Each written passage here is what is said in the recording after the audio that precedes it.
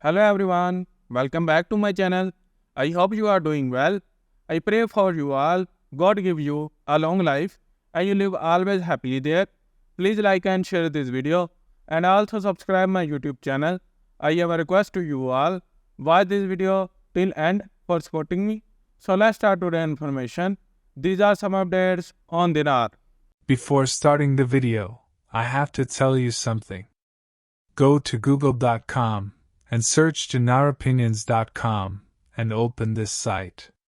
Here you can see the latest news, dinar opinions, and dinar guru updates on a single page. So visit this site for more information. You can see the excitement of what's going on is no longer a secret, and it's being advertised and published and talked about and bragged about all over the world, from New York, the United States Treasury, all the way back to Iraq. The whole Middle East is on pins and needles. They all know. They're excited and they know it's going to affect them as well too. The goal of the census is developmental, economic, and Kirkuk second in completing the numbering and inventory process, so they are doing a full census in November to figure out which money goes where. I do believe this occurs right after the HEL is wrapped up and the government can then distribute the new funds. I was told to look for a census, and now we are finally getting it. Did you know that some have to change their currency just to make it for people to count their money? Today, we're diving into it. That's not only fascinating but also crucial for understanding how economies work. We're talking about the process of removing zeros from currency, specifically in Iraq. Why does a country go through that? And what does mean for everyday people, their wallets? Stay with us as we explore both the positives and negatives of this significant economic change. To kick things off, let's talk about what it means to remove zeros from a currency. According to specialist Al-Mazumi, this process involves replacing old currency with new ones. The main aim?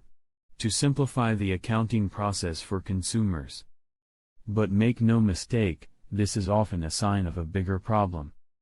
Countries that deal with high inflation usually consider this kind of change. When the value of money gets so low, paying for things in the old currency becomes tough.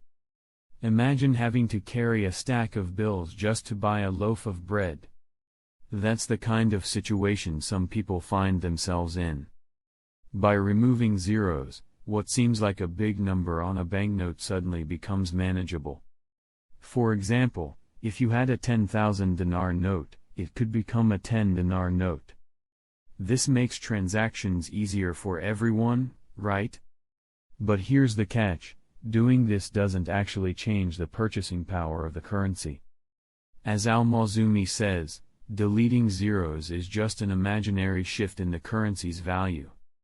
It doesn't fix the underlying issues of an economy suffering from inflation. It's like putting a fresh coat of paint on a crumbling wall. Sure, it looks better on the outside, but the problems are still there underneath. So, what are some of the positives of removing zeros? First off, it can help restore public confidence in the currency.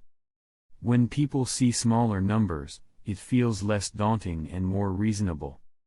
It can also reduce the hassle of dealing with large amounts of cash for everyday purchases. Think about it, who wants to carry a bag full of cash just to buy groceries? However, it's essential to note some negatives too. One concern is the cost of producing new currency.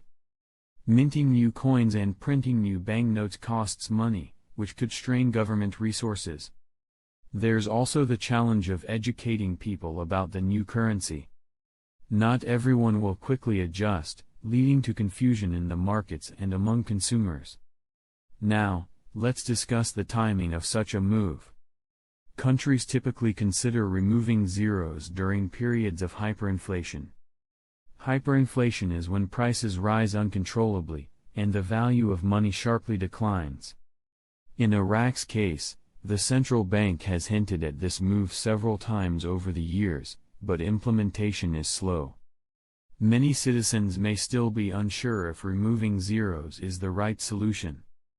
For individuals and businesses, understanding the effects of this change is vital. If you're running a small shop, how do you adjust your prices? Will you round up or down?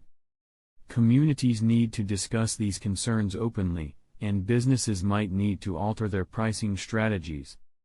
There could also be psychological effects at play. People could feel more inclined to spend if they think their money is bigger or more effective worth. This could help stimulate the economy, provided people have confidence in the new currency.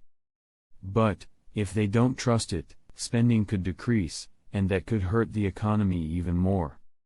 Moving on, let's highlight some examples from countries that have removed zeros successfully. Turkey, for instance, made headlines back in 2005 when it revalued its currency. The Turkish lira underwent a significant change by dropping 6 zeros, which led to greater stability in their economy. Argentina also faced challenges with their currency and has had to consider similar measures. These examples show that while it can work, each country's situation is unique. It's also important to remember that this isn't the only way to deal with inflation. There are other strategies like improving governance, investing in resources, and stabilizing the economy that can be just as important. So, while removing zeros can be part of the solution, it isn't the entire answer. Let's not forget that the journey of currency reform can create waves of change. There may be an outcry from those who see it as a loss. Some individuals may feel like they have less money, even when the numbers don't reflect the truth. This psychological aspect can affect spending habits, savings, and investments. Before we wrap up, I want to hear from you. What do you think about removing zeros from currency? Have any questions or thoughts? Drop them in the comments below. And if you find this topic interesting, make sure to hit that like button and share this video with your friends. In summary, removing zeros from currency is a multifaceted issue. It simplifies transactions but doesn't change the economic struggles underneath. It can restore confidence but also brings about confusion and costs. As Iraq considers this move, it's crucial for us to keep the conversation going about what it means for everyone involved. Thanks for watching.